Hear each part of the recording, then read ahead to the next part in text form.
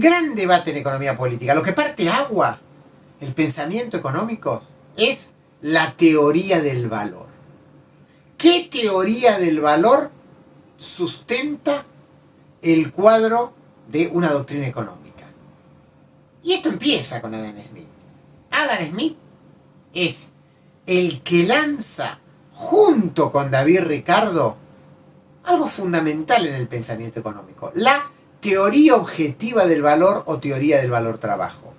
Ya habíamos dicho que para Smith lo que definía el de dónde salía la riqueza de una nación, de una sociedad, era el trabajo humano y el trabajo humano productivo, como ya lo hemos explicado, división del trabajo, mercado. Ahora, si hay mercado, hay una gran pregunta, hay un problema.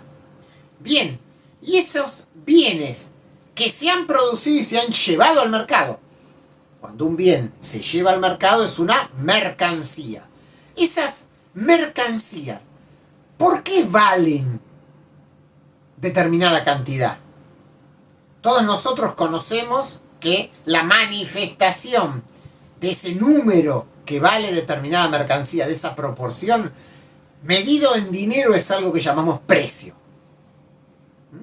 1 kilo de pan vale tantos pesos, eso es un precio. Ahora, ¿qué es lo que ha determinado que el kilo de pan tenga ese precio? Y que tenga entonces una cierta proporción con respecto a los otros bienes. Por supuesto, nosotros podemos decir, sin conocer la respuesta, que sabemos que los precios fluctúan.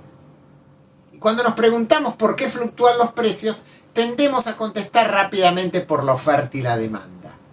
Ahora bien, esos precios que se manifiestan en el mercado, esas mercancías que por lo tanto llegan al mercado a ser valuadas, ¿llegan con un valor previo? ¿O simplemente aparecen y ahí empezamos una especie de subasta donde cada uno dice lo que quiere y finalmente llegamos a algún número de acuerdo a la lógica de la oferta y la demanda?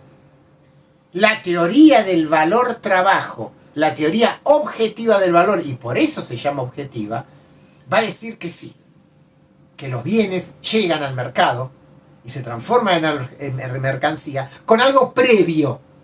Ese algo previo es el valor. Y ese valor está dado por el trabajo que contiene. Y el trabajo se mide en tiempo.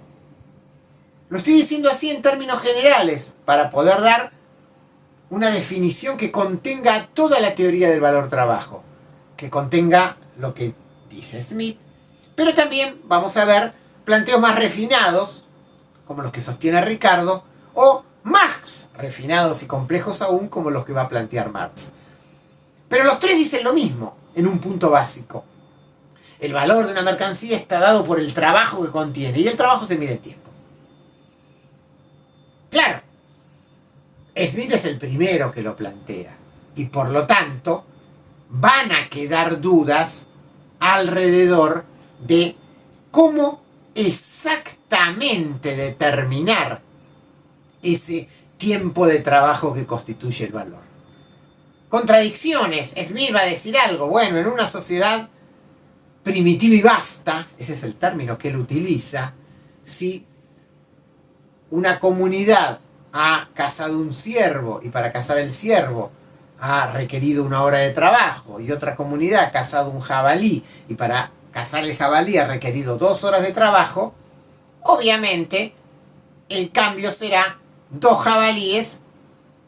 ciervos por un jabalí. 2 ciervos, 1 hora de trabajo cada uno, por un jabalí.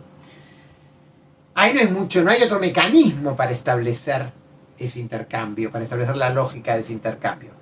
Claro, Smith va a empezar a complicarse cuando diga, bueno, pero imaginémonos que hay un capital previo. Por ejemplo, las armas para cazar a los animales. Imaginémonos que eso se hace en un terreno que es propiedad privada y que hay que pagar un alquiler para entrar. Imaginémonos que las personas que cazan son otras y por lo tanto le pagamos un salario para cazar. Cuando Smith incorpora estos elementos, si se quiere, más modernos, va sufriendo ciertos resbalones en su intento de explicar una teoría del valor trabajo, y objetivamente él se va pasando a una teoría de los costos de producción, que lateralmente tiene que ver con la teoría del valor trabajo, pero después vamos a ver que plantea algunos problemas. En concreto, lo que va a terminar diciendo Smith es que el valor de un bien va a estar dado por el costo de los bienes que hubo que producir previamente, más los salarios que hay que pagar, más la renta que hay que pagarle al terrateniente para poder acceder a la tierra, más una tasa o porcentaje de ganancia que va a haber que pagarle al capitalista, que en todo caso ha colocado la plata para que todos esos bienes pudieran ser adquiridos. O sea, una suma de factores de la producción establecen el valor previo con el que una mercancía llega al mercado. Vamos a ver en reuniones posteriores, en videos posteriores, que sobre esto va a comenzar la crítica de David Ricardo a Smith y un perfeccionamiento, un cierto refinamiento de la teoría del valor. Ahora, cerramos este bloque diciendo, tenemos entonces un autor que es liberal, un autor que ha planteado que el mercado es el mejor asignador de los recursos, que por lo tanto es un mecanismo que si se lo traba, opera en contra, o sea, el Estado o cualquier agente de intervención traba el mecanismo de mercado y por lo tanto genera menos productividad y menos riqueza. Desde ese punto de vista, Smith es un liberal clásico. Smith le deja al Estado funciones mínimas.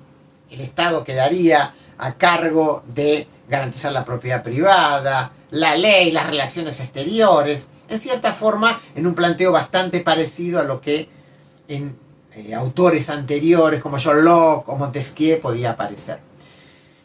Ahora, cuidado, porque Smith al mismo tiempo habla contra todos aquellos que traban el mecanismo de mercado y su funcionamiento. Y no solamente se refiere al Estado, también se refiere, por ejemplo, a capitalistas monopólicos, que pueden ellos estar determinando un precio a partir de su poder. Y de nuevo, él va a plantear una crítica y una sospecha sobre ese funcionamiento de determinado poder burgués a partir de sus propios beneficios. Por lo tanto, sería incorrecto decir que Smith es simplemente un apologista de la no intervención del Estado. ¿Por qué señalamos esto? Porque, tal como dijimos al comienzo de estos videos, el pensamiento smithiano es un pensamiento que entronca con el progresismo liberal de fin del siglo XVIII. El liberalismo que nosotros conocemos hoy contemporáneamente no proviene de Adam Smith en términos directos.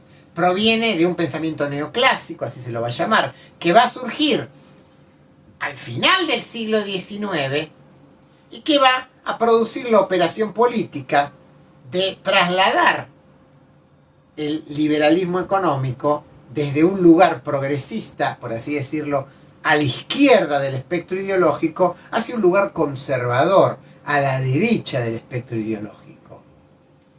Y los autores neoclásicos, fíjense, nuevos clásicos, que cuestionen a los viejos clásicos como Smith, van a comenzar su crítica a los viejos clásicos exactamente cuestionando la teoría del valor trabajo. De ahí la importancia de entender que en Smith nace una teoría del valor que va a ser cuestionada, que va a ser el eje del cuestionamiento en el pensamiento neoclásico. Por supuesto, los neoclásicos van a reivindicar algo de Smith, su endiosamiento del mercado. Por eso nosotros siempre decimos que en Adam Smith hay luces y sombras. Adam Smith Es un autor progresista, es un autor que integra una pléyade de autores progresistas de aquella Revolución Francesa, Revolución de los Estados Unidos, de aquel movimiento contra el antiguo régimen de fin del siglo XVIII, de aquel capitalismo que desarrollaba las fuerzas productivas como nunca, pero también se deduce de Adam Smith el huevo de la serpiente de lo que después va a ser el endiosamiento de mercado del liberalismo del siglo XIX y del siglo XX, y de una economía política que va a dejar de ser un arma contra el antiguo régimen y por lo tanto ciencia en el sentido de descubrir el funcionamiento de una sociedad por fuera de los planteos teológicos previos para pasar a ser pura justificación del orden social capitalista. Pero eso será otra historia y formará parte de otros videos. Hasta acá llegamos con nuestro autor Adam Smith, el padre de la economía política, y el libro que invitamos a leer, La naturaleza y causa de la riqueza de las naciones.